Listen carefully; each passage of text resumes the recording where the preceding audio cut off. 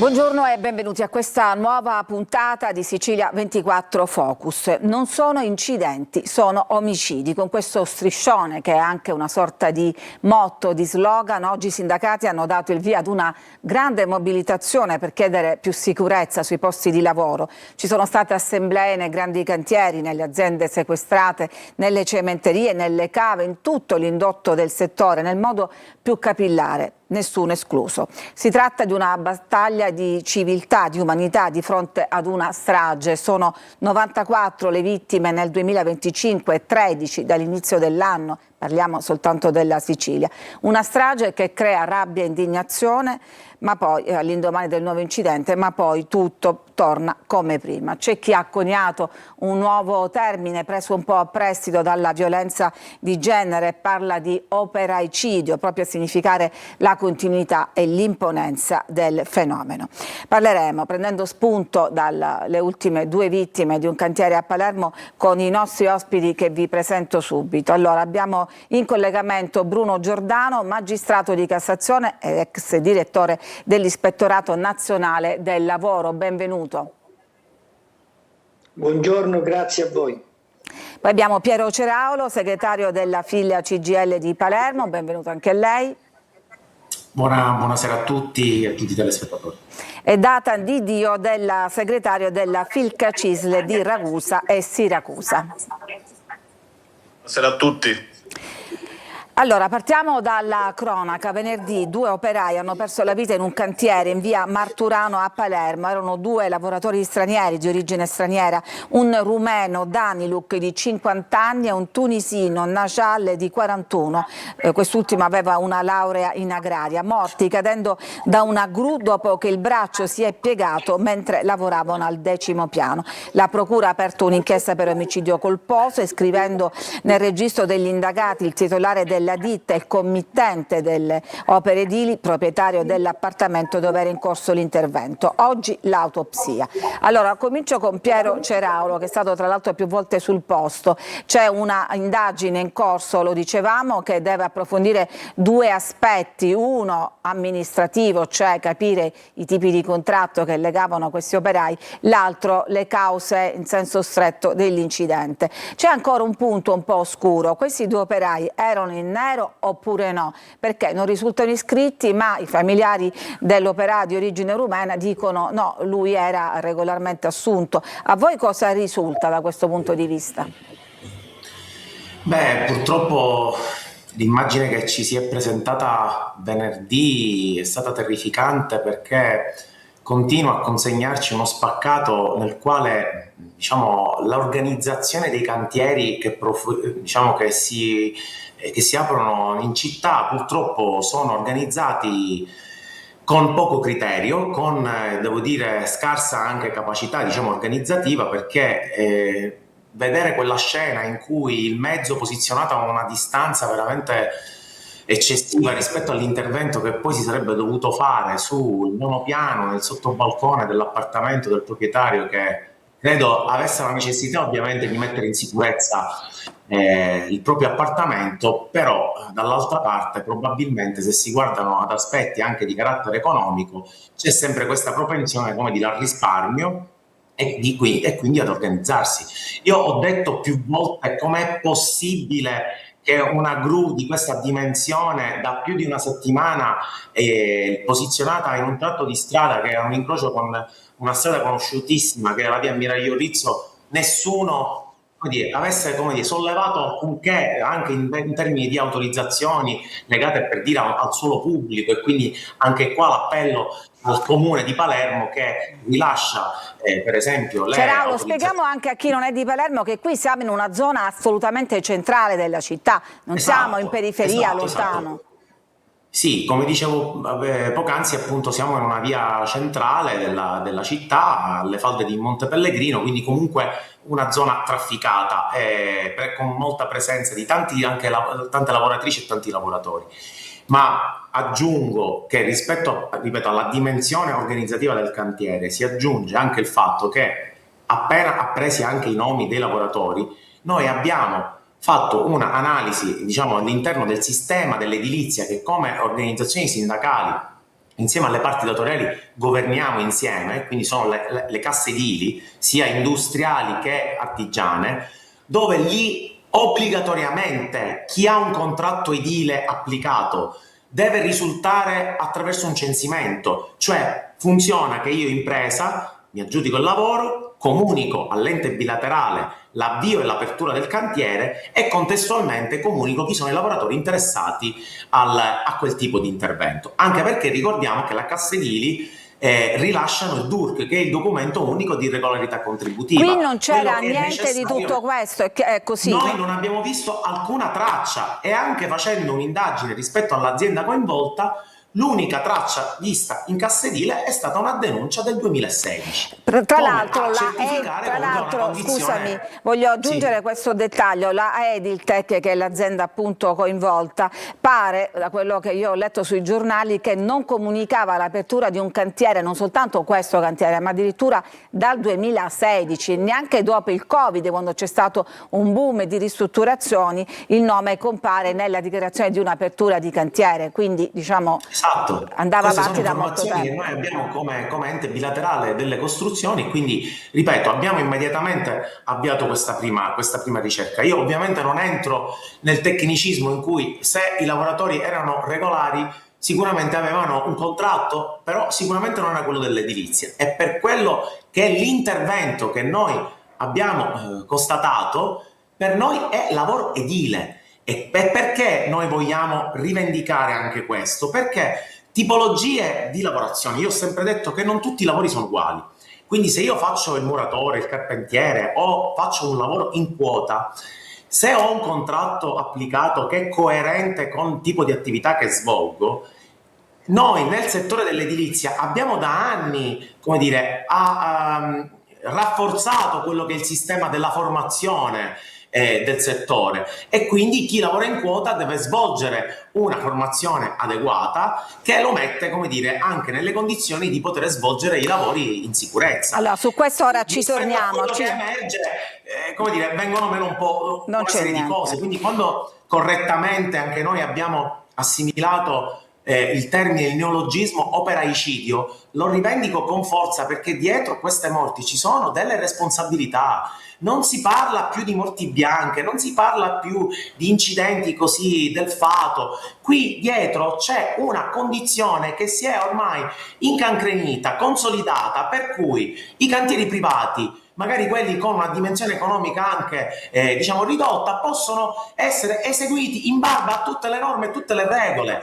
Noi non accetteremo più una condizione del genere. Ecco il motivo per cui il nostro appello è rivolto alle cittadine e cittadini di tutta la città, che ci devono aiutare anche a poter rivendicare con forza un dramma e una piaga sociale che si sta terminando nella nostra città. Io anche ricordo, perché, ti interrompo Piero, perché la trasmissione ancora è lunga, avrai modo anche di ritornare, ma diciamo che è indagato per omicidio colposo non soltanto il titolare della ditta, ma anche il committente dei lavori, quindi ognuno di noi è chiamato in causa ogni volta che per risparmiare un po' accetta dei lavori in nero, e quindi questo è un appello alla coscienza di ciascuno. Voglio andare però adesso da Bruno Giordano, che è attuale magistrato di Cassazione, ma conosce bene la materia perché è stato direttore dell'Ispettorato Nazionale del Lavoro, e qui andiamo a mettere proprio il dito nella piaga, perché parlando di lavoro nero parliamo di carenza di ispettori del lavoro, una carenza gravissima soprattutto in Sicilia. Abbiamo preparato una grafica che possiamo anche commentare insieme.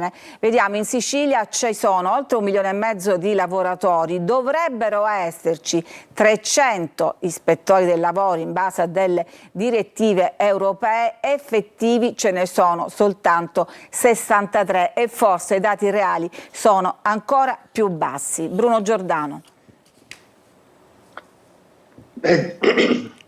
Innanzitutto devo dire che il triste bilancio dei morti e degli operai che muoiono sul lavoro, che avete opportunamente definito con il nostro neologismo operaicidi, purtroppo si è aggravato da qualche minuto, perché abbiamo ricevuto ora notizia di un altro morto per il crollo di un'altra gru in provincia di Taranto, proprio pochi minuti fa. E questo dà l'idea che questa tragedia non soltanto è permanente, costante, continua, ma che continua ad aggravarsi. Il tema degli infortuni sul lavoro, soprattutto in Sicilia, è particolarmente grave per i numeri che avete fatto vedere, che sono di per sé eloquenti. L'edilizia ha un sistema normativo e un sistema amministrativo di controlli che è molto efficiente, se ovviamente si fanno applicare le norme.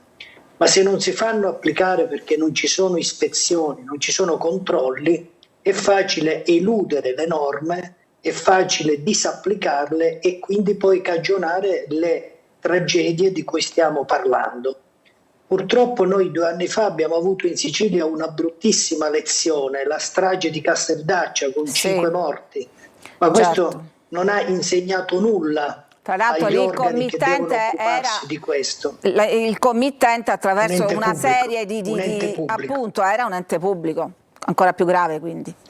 Ma questo devo dire purtroppo è stato un dato comune a tutte le stragi, perché anche per la strage di Brandizzo il committente era il gruppo Ferrovie dello Stato, per la strage di Suviana era il gruppo Enel, per la strage di Calenzano all'interno di uno stabilimento dell'ENI. È evidente che non stiamo parlando di committenti che hanno problemi economici. Si vogliono disattendere le norme perché non ci sono controlli. Ma io volevo parlare con lei proprio della carenza degli ispettori. Abbiamo detto che ce ne sono una 50ina effettivi e come mostrava poco fa il cartello che abbiamo preparato, la Regione ha cercato di andare incontro bandendo un concorso nel 2024. All'inizio dovevano essere 150 assunti, si è arrivati ad appena altri 52 posti, le procedure sono in corso che dovrebbero aggiungersi, poi naturalmente ci sono i carabinieri, gli ispettori dell'INPS, dell'INAIL eccetera, però 50 effettivi, 50 che stanno completando la procedura. Quando arriverà completamente questo drappello saranno sufficienti 100 ispettori del lavoro? No, assolutamente no, questo è un numero risibile. Innanzitutto si parla di un bando, non di assunzioni effettive e immediate, quindi quando queste persone per fortuna saranno assunte, chissà fra quanto tempo, poi faremo i conti, perché nel frattempo anche gli ispettori che sono già in servizio vanno in pensione, quindi il numero sarà assolutamente insufficiente, mentre in questo momento è assolutamente fallimentare. Ci sono delle province in Sicilia che sono quasi totalmente scoperte degli ispettori. Si pensi per esempio che per la provincia di Ragusa vi è un solo ispettore, quindi è impossibile procedere a qualsiasi attività. A Caltanissetta ce n'è più di una decina, a Palermo ce ne sono meno di una decina. È chiaro che questo dato significa che la regione, perché gli ispettori regionali in Sicilia fanno capo alla regione, ha dichiarato fallimento da questo punto di vista. Diciamo che la regione in questo denunciare un'omissione totale. E la regione in questo caso, grazie all'autonomia, si sostituisce allo Stato in questi controlli rispetto al resto d'Italia. Lei ha citato la provincia di Ragusa, allora andiamo da Datan Di Dio, segretario della Filca Cisle proprio di Ragusa e Siracusa. Conferma questo dato che c'è un solo ispettore del lavoro nella provincia di Ragusa, le risulta anche a lei? Sì, assolutamente sì. Un solo ispettore nella provincia di Ragusa, 2 ispettori nella provincia di Siracusa.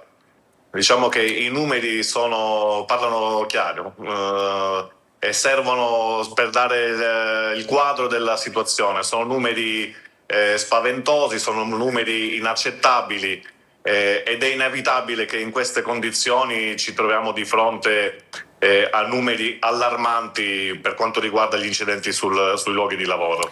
Quanto ai settori, volevo chiederle che anche questo, quanto ai settori, oggi parliamo ovviamente di lavoratori dell'edilizia, che è il settore più colpito, delle costruzioni, seguito insieme alla sanità e all'assistenza sociale in cui ci sono molte aggressioni, e poi settori come il trasporto e la logistica. E anche in questa purtroppo tragica classifica le province più colpite sono il catanese, seguito dal palermitano, dove si sono verificati la metà degli incidenti di tutta l'isola. Però diciamo di Dio, nessuna provincia è un'isola felice. Assolutamente no. È chiaro che nelle province più grandi, con maggior numero di lavoratori, maggior numero di luoghi di lavoro, è chiaro che la probabilità che avvengano incidenti gravi o, ahimè, mortali è naturalmente più grande. Ma naturalmente questa è una piaga che colpisce tutto il territorio regionale, tutto il territorio nazionale. I numeri sono allarmanti. Questa scia di sangue continua, che sicuramente non si arresterà, diventa sempre di più una vera e propria piaga sociale. E su questo siamo tutti sicuramente d'accordo. Adesso ci fermiamo, c'è una pausa per la pubblicità, torniamo tra pochissimo.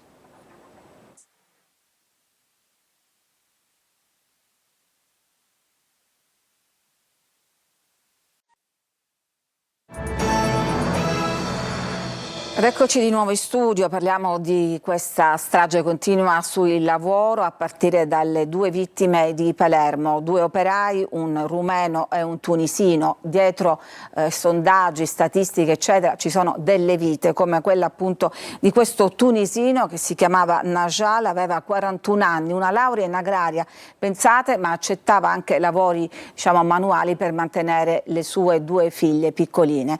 Abbiamo intervistato stamattina il cugino. Ascoltiamolo. La mia famiglia è distrutta, siamo molto arrabbiati e sicuramente la giustizia che bisogna fare non è per la famiglia ma soprattutto per le bambine che sono rimaste da sole. Non è possibile che delle bambine possano perdere un padre così, e giustizia. Sappiamo che non sarà facile perché non è il primo, non è l'ultimo, però mio cugino è una brava persona e merita veramente giustizia per le bambine soprattutto. Oggi verrà qua a Palermo il fratello che abita a Parigi, ma arriverà qua a giorni per capire un attimo la situazione con gli avvocati, come andare avanti. Sicuramente le nostre famiglie sono distrutte e non c'è veramente spiegazione per spiegare come stiamo in questo momento qua. La mamma è in condizioni veramente non belle in questo momento. Ecco, 2 famiglie distrutte. Ceraulo, è un caso, è una domanda ovviamente provocatoria, che 2 di questi operai fossero stranieri? Sono l'anello più debole di questa catena?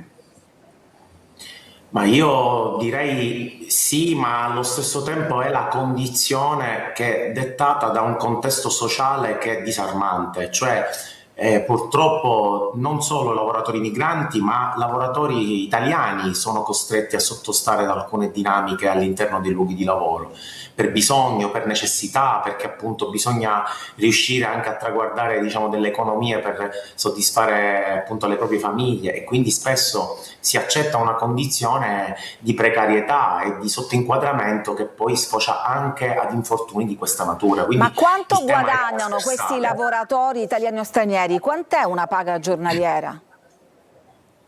Se in qualche modo venisse applicato il contratto dell'edilizia, andiamo anche a misure economiche importanti, anche di 100-120 euro al giorno, se un operaio è messo in regola con un contratto nella regolare. realtà. La realtà, io credo che si contratti di nuovo ancora tra le 40 e le 50 euro al giorno, rischiando la propria vita. E quindi questo per noi è sicuramente una maglia sulla quale bisogna intervenire. E ripeto, questa condizione non è da ora. Io le do soltanto un dato dei lavoratori ad oggi che sono censiti nella provincia di Palermo, tra la Cassa Edile e l'Edilcassa. Ci sono regolari, con contratto regolare, 15.000-16.000 lavoratori. Voi pensate che in una provincia come Palermo, che ha più di 1 milione di abitanti, questi siano i soli lavoratori in regola che lavorano in edilizia? Assolutissimamente no. E probabilmente Ceraulo, anche il dato del 16% di lavoratori in nero è solo la punta dell'iceberg. Esatto. Ci restano pochi minuti, quindi vi chiedo adesso interventi brevi, perché adesso vado da Bruno Giordano, perché è anche vero che c'è un problema di cattiva, qualità del datore di lavoro, imprese. Abbiamo detto che capita anche con le grandi imprese, però il proliferare di piccole e piccolissime imprese certo aiuta a schivare i controlli. Dobbiamo dire che quando parliamo di controlli non parliamo soltanto di repressione, parliamo anche di prevenzione. Soprattutto in una regione in cui oltre il 90% del tessuto economico è retto da piccole e medie imprese, Avere ispettori vuol dire aiutare le piccole e medie imprese che non possono permettersi dei consulenti, degli esperti in materia di sicurezza. Ecco perché omettere l'assunzione e il funzionamento degli ispettori vuol dire non aiutare le persone, i lavoratori, le lavoratrici, e non aiutare nemmeno le imprese. Ma significa anche non aiutare nemmeno le casse della regione, perché quando si applicano le norme, si applicano delle sanzioni, si incassano anche delle somme che poi devono essere per legge redistribuite nella prevenzione.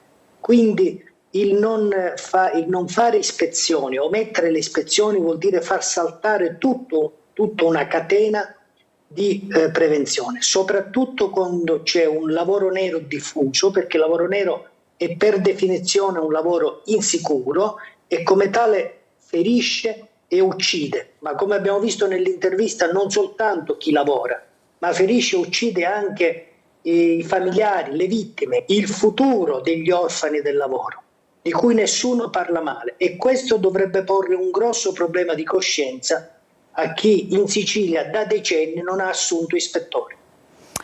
Andiamo ancora da Datan Di Dio della provincia di Ragusa e Siracusa, Filca Cisle. C'è una grande mobilitazione che adesso in chiusura ci dirà appunto Piero Ceraulo. Questa onda lunga però voi come l'avvertite anche in queste province?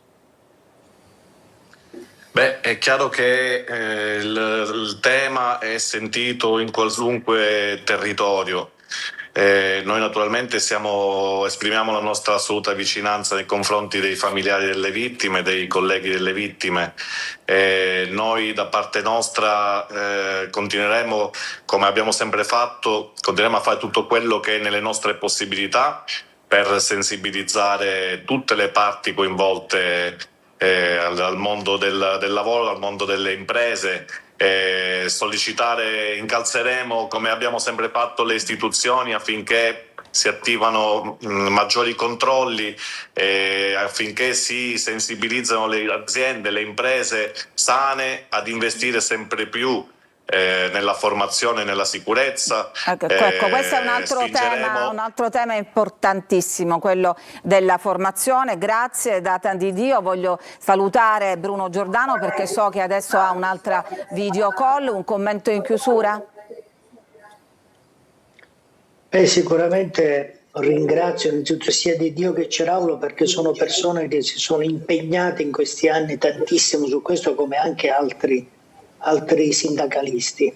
È il momento in cui in Sicilia deve farsi una riflessione istituzionale su tutto questo, riunendo tutte le energie sane che vogliono contrastare la più grande tragedia che si sta vivendo in questo paese in questo momento, cioè il lavoro che uccide. Quando il lavoro uccide, il lavoro su cui fondiamo la democrazia, vuol dire che è la democrazia che rimane ferita, non soltanto le persone. Grazie Bruno Giordano, so che dobbiamo lasciarle. In chiusura Piero Ceraulo, c'è stata, lo dicevamo in apertura, questa grande mobilitazione. Quale sarà il prossimo passo? Allora, come ricordavi all'inizio della puntata, abbiamo già iniziato le assemblee nuovi di lavoro. Tra domani e dopodomani convocheremo anche un po' di soggetti legati appunto dai movimenti, associazioni, studenti, perché l'obiettivo è quello che dobbiamo montare questa mobilitazione che abbia un unico obiettivo: parlare col governo regionale, condividere 4-5 punti che si possono esigere direttamente in maniera concreta, perché questo è l'obiettivo. Noi dobbiamo far uscire fuori dalla retorica, perché ogni qualvolta che avviene un infortunio mortale tutti siamo bravi a dire e a dichiarare quanto si dovrebbe, come si dovrebbe fare, ma alla fine il risultato poi non succede niente. È proprio così purtroppo. Grazie Piero Ceraulo, segretario della Filea CGIL di Palermo, grazie a Datan Di Dio della Filca Cisle di Ragusa e Siracusa. Noi ci fermiamo qua, grazie anche a tutti voi che ci avete seguito da casa.